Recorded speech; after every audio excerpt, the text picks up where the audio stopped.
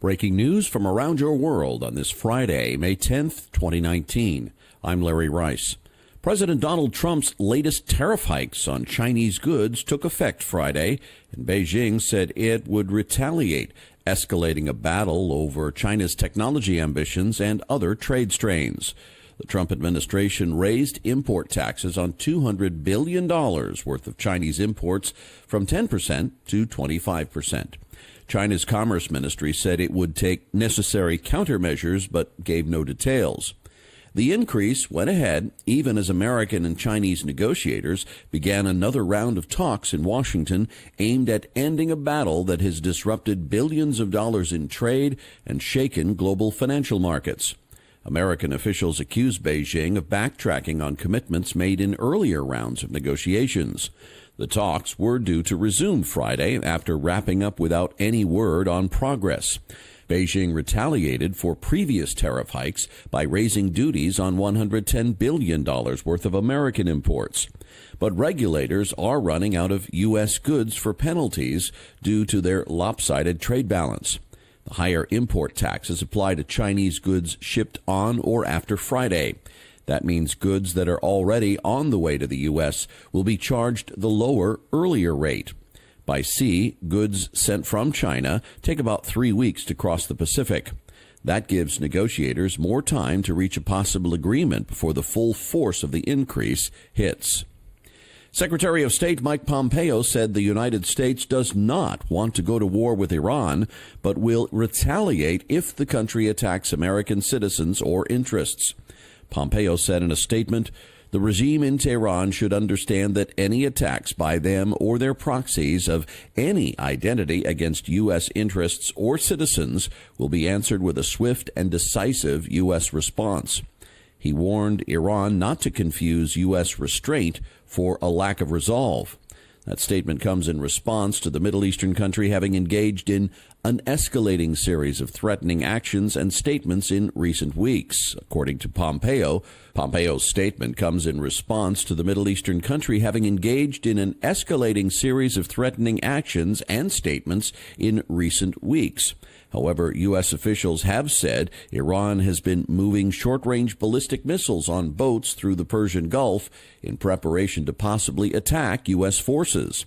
In response, the Trump administration deployed the USS Abraham Lincoln Carrier Strike Group and a bomber task force to the Middle East in order to send a clear, unmistakable message that it would respond to any aggression. Tensions between the two countries have ratcheted up since late last month when Trump canceled temporary waivers that enabled countries such as Iraq, Turkey, and China to purchase Persian oil without violating sanctions. Trump pulled the U.S. from the deal on May 8, 2018.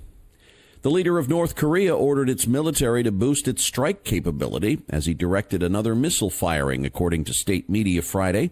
As tensions grew over tests that appeared to show preparations for a new advanced missile system. The call for full combat posture by Kim Jong-un came while the U.S. announced it had seized a large cargo ship for carrying an illegal shipment of coal.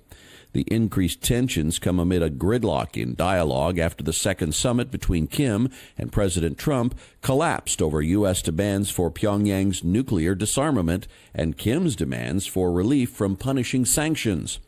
The test of the two short-range missiles on Thursday and the firing of a series of projectiles Saturday were the first missile launches by the North since November 2017, when the North shot an intercontinental ballistic missile.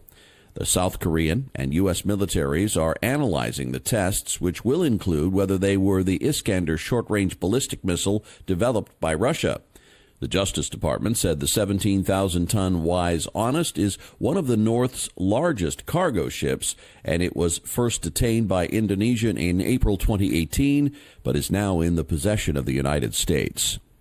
Former Army intelligence analyst Chelsea Manning was released from a Northern Virginia jail Thursday after a 2-month stay for refusing to testify to a grand jury.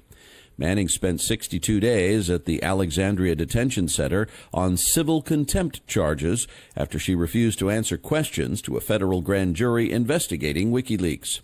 Her lawyers fear her freedom may be short-lived, though. She was released only because the grand jury's term expired. Before she left the jail, she received another subpoena demanding her testimony on May 16th to a new grand jury. Her lawyers say she will again refuse to answer questions and could again face another term of incarceration. Manning served 7 years in a military prison for leaking a trove of documents to WikiLeaks before then President Barack Obama commuted the remainder of her 35-year sentence. A federal grand jury has indicted 2 members of an extremely sophisticated hacking group operating from China in the 2014-2015 theft of the personal information of nearly 79 million customers of insurer Anthem, the biggest known healthcare hack in U.S. history.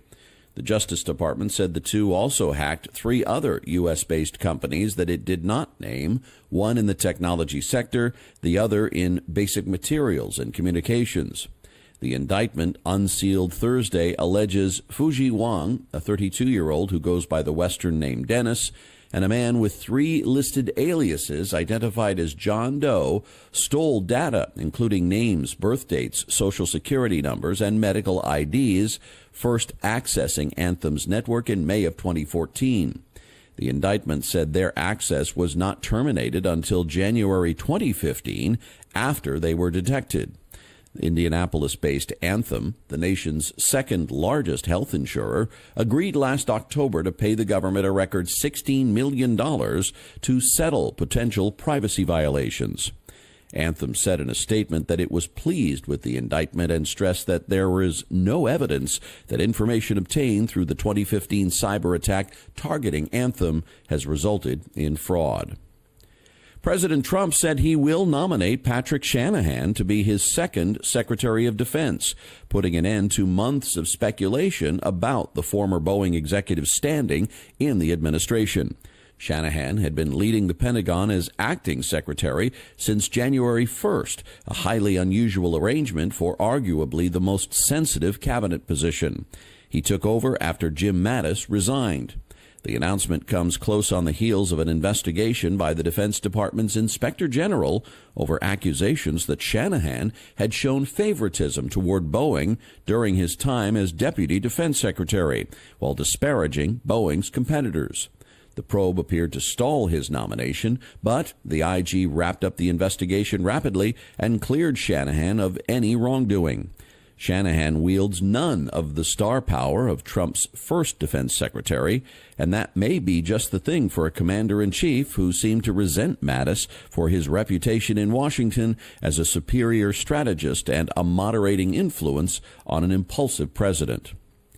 Blue Origin founder Jeff Bezos unveiled plans to land humans on the moon by 2024 in a new lander called Blue Moon. The company held a news conference in Washington, D.C. to announce the plan and updated its website with new descriptions and images. On its website, Blue Origin stated that this spacecraft can land multiple metric tons of payload on the lunar surface. The larger variant of Blue Moon has been designed to land an ascent vehicle that will allow us to return Americans to the moon by 2024. The lander would have liquid hydrogen, liquid oxygen propulsion, precision guidance, vertical landing, and landing gear systems. Blue Origin, based in the Seattle area, built a 750,000 square foot plant for its new Glenn rocket just outside Kennedy Space Center, where it plans to launch the powerful space vehicle from Cape Canaveral for the first time in 2021.